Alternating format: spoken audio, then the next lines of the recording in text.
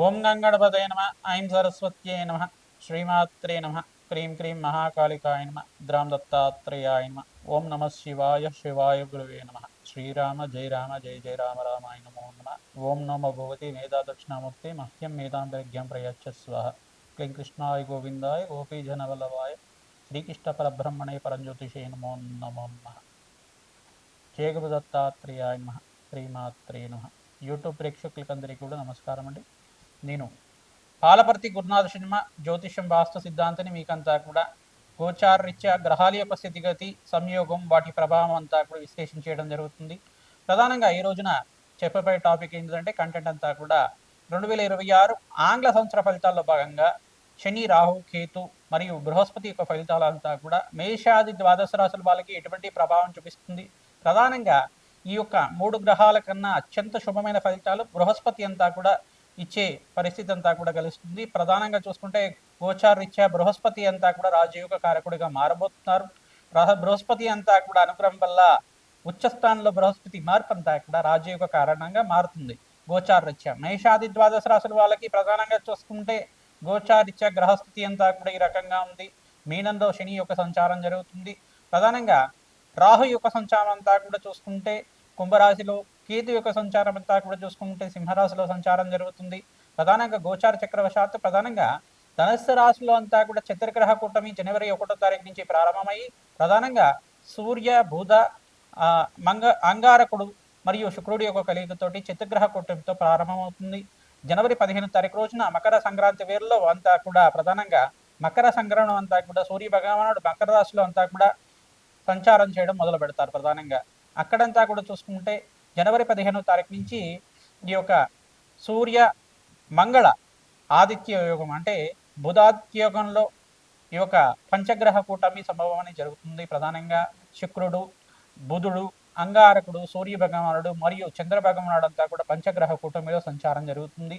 మరియు ఫిబ్రవరి 23 తర్వాత ప్రధానంగా చూసుకుంటే ఈ యొక్క కుంభరాశిలో అంతా కూడా రాహుతో పాటు 5 గ్రహాలన్నీ కూడా ఈ 5 గ్రహాలన్నీ కూడా సంచారం జరుగుతుంది. ప్రధానంగా చూసుకుంటే షష్టగ్రహ కూటమి అంతా కూడా సంభవం జరుగుతుంది ఫిబ్రవరి 23 ఆ తారీఖులో అంతా కూడా 2026లో. ప్రధానంగా ఈ యొక్క చతుర్గ్రహ కూటమి, త్రిగ్రహ కూటమి, పంచగ్రహ కూటమి, షష్టగ్రహ కూటమి అంతా కూడా గోచారరీత్యా ఉండే గ్రహాల యొక్క సంయోగము వాటి భ్రమణం మేరకు మాత్రమే అంతా కూడా ప్రభావం చూపిస్తూ ఉంటాయి. మేషాది ద్వాదశ రాశులకి విధంగా ఈ యొక్క ఎటువంటి ఆర్థికమైన ఇబ్బందులు, ఈ యొక్క ఆర్థికమైన కష్టాలు కానీ, శ్రమతో కూడిన సంపాదన కానీ పెరగడానికి ఆస్కారం ఉంటుంది. ప్రథమార్థంలో జనవరి నుంచి ఏప్రిల్ 28వ తారీఖు దాకా, తర్వాత నుంచి ఏప్రిల్ 28వ తారీఖు తర్వాత సూర్య భగవానుడు అంతా కూడా ఉచ్చస్థానంలో మార్పు, బుధాదిత్య యోగంలో మార్పు, సూర్యమంగళ యోగంలో మార్పు అంతా కూడా అత్యంత శుభమైన ఫలితాలు ఇవ్వడానికి ఆస్కారం ఉంటుంది. మే 15వ తారీఖు తర్వాత నుంచి మీకు అంతా కూడా రాజయోగంగా చెప్పడం జరుగుతుంది. జూన్ 1వ తారీఖు నుంచి 14వ తారీఖు తర్వాత బృహస్పతి అంతా కూడా కర్కాటక రాశిలో ప్రవేశం చేస్తున్నారు. తద్వారా రాజయోగంగా మారుతుంది. ప్రధానంగా చూసుకుంటే మేషాది ద్వాదశ రాశుల వాళ్ళకి గ్రహస్థితి ఈ రకంగా ఉంది కావున మేషాది ద్వాదశ రాశుల వాళ్ళకి ఏ మాసంలో అంతా కూడా రాజయోగంగా ఉంటుంది. ఈ యొక్క గ్రహస్థితి దృష్టి కేంద్రం అంతా కూడా ఈ రకంగా ఉంటుంది. ప్రధానంగా శనీశ్వరుడు, రాహు, కేతు అంతా కూడా ఈ యొక్క వక్రదృష్టి అంతా కూడా ఈ రకంగా ఉంటుంది. బృహస్పతి మార్పు అంతా కూడా రాజయోగ కారణంగా ఏ రకంగా ఏ రాశి వాళ్ళకి యోగకరంగా ఉంటుంది. వివాహాది శుభకార్యాలు జరగడానికి కానీ, రాజయోగ కారణం కానీ, ధనయోగాలు సిద్ధించడానికి కానీ, ధనధాన్యాది సమృద్ధి కలగడానికి కానీ రాజయోగ కారకుడిగా బృహస్పతి అనుగ్రహం వల్ల ఎటువంటి రాజయోగాలు, ధనయోగాలు, విపరీత రాజయోగాలు అంతా కూడా సిద్ధించడానికి ఆస్కారం ఉంటుంది. అత్యంత శుభమైన ఫలితాలు ఇవ్వడానికి ఆస్కారం ఉంటుంది. నవగ్రహాల యొక్క అనుగ్రహం మేరకే మానవ జీవిత విధానం అంతా కూడా ఉంటుంది కావున ప్రధానంగా నవగ్రహాల అనుగ్రహం కోసం అంతా కూడా ప్రతినిత్యం కూడా నవగ్రహారాధన చేయడం శ్రేష్టమైన ఫలితాలు పొందుతూ ఉంటారు. ప్రధానంగా చూసుకుంటే ఈ యొక్క గ్రహస్థితి ఈ రకంగా ఉంది కావున గోచారరీత్యా గ్రహాల యొక్క సంయోగము వాటి ప్రభావం అంతా కూడా సంపూర్ణంగా విశ్లేషణ చేసి మీకంతా కూడా 2026లో రాజయోగం వచ్చే విధంగా మీకంతా కూడా పరిష్కారం చెప్పడం జరుగుతుంది. ప్రతినిత్యం కూడా మేషాది ద్వాదశ రాశి వాళ్ళు ఈ యొక్క నవగ్రహ ఆరాధన చేసుకోవడం ప్రధానంగా మీకు చెప్పబడే సూచనప్రాయంగా అంతా కూడా చెప్పడం జరుగుతుంది. నవగ్రహ ఆరాధనలో భాగంగా మీరు ప్రతినిత్యం కూడా నవగ్రహ దేవతలకంతా కూడా ప్రదక్షిణాలు ఆచరించండి. ఆవునైతో దీపారాధన చేయండి.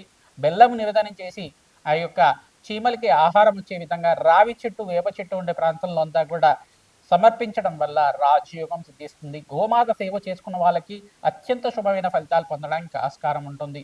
ప్రధానంగా ఆదిత్యాది నవగ్రహ స్తోత్రాన్ని ప్రతినిత్యం కూడా చదువుకోవడం 3 సార్లు కానీ 11 సార్లు కానీ వినడం కానీ చదవడం కానీ చేయడం వల్ల నవగ్రహ దోష నివారణ కలిగి మీకంతా కూడా రాజయోగం స్థితి రావడానికి ఆస్కారం ఉంటుంది. ఈ యొక్క రాహుకేతు వక్రగతి సంచారం కూడా ఏప్రిల్ 14వ తారీఖు తర్వాత నుంచి జరుగుతూ ఉంటుంది. తద్వారా మీకంతా కూడా సంపూర్ణ విశ్లేషణ అంతా కూడా చేస్తూ ఉంటాం. తద్వారా మీకు పరిష్కారం అందుతుంది. వీడియో అంతా కూడా చూడండి, మీకంతా కూడా షేర్ చేయండి, సబ్స్క్రైబ్ చేయండి. తద్వారా రాజయోగం స్థితి రావడానికి ఆస్కారం ఉంటుంది. సంపూర్ణమైన పరిష్కారం అంతా కూడా అందుతుంది. ప్రధానంగా జాతకరీత్యా ఉన్న పరిహారం అంతా కూడా చెప్తూ ఉంటాం. ఈ యొక్క గోచారీత్యా గ్రహాల యొక్క సంయోగము, వాటి ప్రభావం అంతా కూడా దృష్టి కేంద్రం అంతా కూడా ఈ రకంగా ఉంది. ఏ రాశి వాళ్ళకి ఏ రకంగా ఉంటుంది అనేది విశ్లేషణ చేయడం జరుగుతుంది.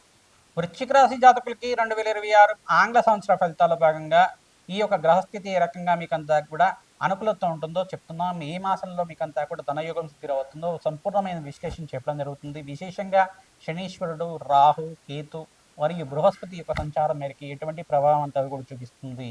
విశేషంగా ఈ గ్రహాల యొక్క స్థితిగతి, వాటి సంయోగం ప్రభావం వలన మీకంతా కూడా చూసుకుంటే జనవరి 15వ తారీఖు నుంచి ఏప్రిల్ 28వ తారీఖు దాకా మిశ్రమైన ఫలితాలు చూస్తుంటారు. మే 15వ తారీఖు నుంచి ఈ యొక్క సూర్యభగవానుడు అంతా కూడా మేషరాశిలో సంచారం చేసినప్పటి నుంచి మీకంతా కూడా రాజయోగంగా మారుతుంది. ఈ యొక్క వృశ్చిక రాశి జాతకులకంతా కూడా చూసుకుంటే అంగారకుడు ఉచ్చస్థానంలో మార్పు తిరిగిన తర్వాత విశేషమైన ధనప్రాప్తి కలగడానికి ఆస్కారం ఉంటుంది. అంటే ఇక్కడ జనవరి 25వ తారీఖు నుంచి ఫిబ్రవరి 28వ తారీఖు దాకా ఈ యొక్క గ్రహస్థితి అంతా కూడా ఉంటుంది. ఈ యొక్క 45 రోజులకు ఒకసారి అంగారకుడు మార్పు జరుగుతుంది. కావున ఈ యొక్క గ్రహస్థితి అంతా కూడా అంగారకుడు మార్పు జరిగిన తర్వాత విశేషమైన ధనప్రాప్తి లభించడానికి ఆస్కారం ఉంటుంది. శుక్రుడు ఉచ్చస్థానంలో మార్పు జరిగినప్పుడు మీ యొక్క ఏప్రిల్ 28వ తారీఖు నుంచి ఆగస్టు 28వ తారీఖు దాకా విశేషమైన ధన ప్రాప్తి లభించడానికి ఆస్కారం ఉంటుంది.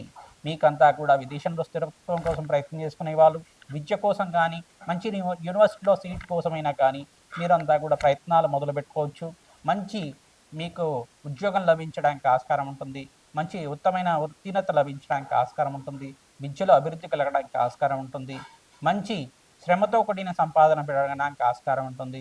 విశేషంగా బంధుమిత్తి యొక్క సహాయ సహకారాలు మంచిగా మీకు సంఘంలో గౌరవం పెరగడం కానీ, ఆర్థికంగా ఉన్నత స్థితి కలగడం కానీ, వ్యాపారంలో మార్పు జరగడం కానీ, ఐటీ రంగంలో వారికి విశేషమైన పుణ్యప్రాప్తి కలుగుతుంది.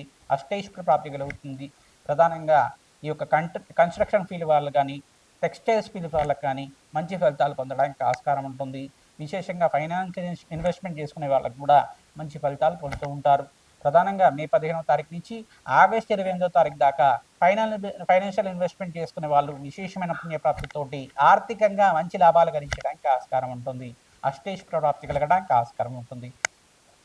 ప్రధానంగా మీ జన్మజాతకంలో ఉండే గ్రహస్థితి ఏ రకంగా ఉంది, పంచమాధిపతి ఏ స్థానంలో ఉన్నారు, ద్వితీయాధిపతి ఏ స్థానంలో ఉన్నారు, సప్తమ అష్టమాధిపతి దశమాధిపతి ఏ స్థానంలో ఉన్నారు, ఈ గ్రహస్థితి అంతా కూడా అనుకూలంగా ఉందా లేదా సంపూర్ణంగా విశ్లేషణ చేసుకొని పరిష్కారం ఆచరించుకోవడం వల్ల అష్టైశ్వర్య ప్రాప్తి కలగడానికి ఆస్కారం ఉంటుంది. మహాలక్ష్మీదేవి అనుగ్రహం లభించడానికి ఆస్కారం ఉంటుంది. ప్రధానంగా జాతకరీత్యా ఉన్న లక్ష్మీ కుబేర యోగాన్ని అంతా కూడా గుర్తించి తగ్గు పరిష్కారం తీసుకోవడం వల్ల ఆకస్మికంగా ధనయోగం సిద్ధి రావడానికి, స్థిరత్వం లభించడానికి, ఆస్తి అంటే స్థిరాస్తి లభించడం కానీ, గృహయోగం సిద్ధి రావడానికి కానీ, భూసంపద లభించడం కానీ ఆస్కారం ఉంటుంది. విశేషంగా నవగ్రహ ఆరాధన ఆచరిస్తూ ఉండాలి. దత్తాత్రేయ ఆరాధన చేసుకున్న వాళ్ళకి అష్టైశ్వర్య ప్రాప్తి కలగడానికి ఆస్కారం ఉంటుంది. ఎవరి జాతకరీత్యా ఉన్న సకల గ్రహదోష నివారణ కలగడానికి సుబ్రహ్మణ్య శాంతి కళ్యాణం అంతా కూడా ఆచరించడం వల్ల విశేషమైన పుణ్యప్రాప్తి కలుగుతుంది. సుబ్రహ్మణ్య కళ్యాణం అంతా కూడా ఆచరించడం వల్ల విశేషమైన ధనప్రాప్తి లభించడానికి, ఆకస్మికంగా ధనయోగం సిద్ధి రావడానికి ఆస్కారం ఉంటుంది. కావున సంపూర్ణ ఫలితాలంతా కూడా విశ్లేషణ చేయడం జరుగుతుంది.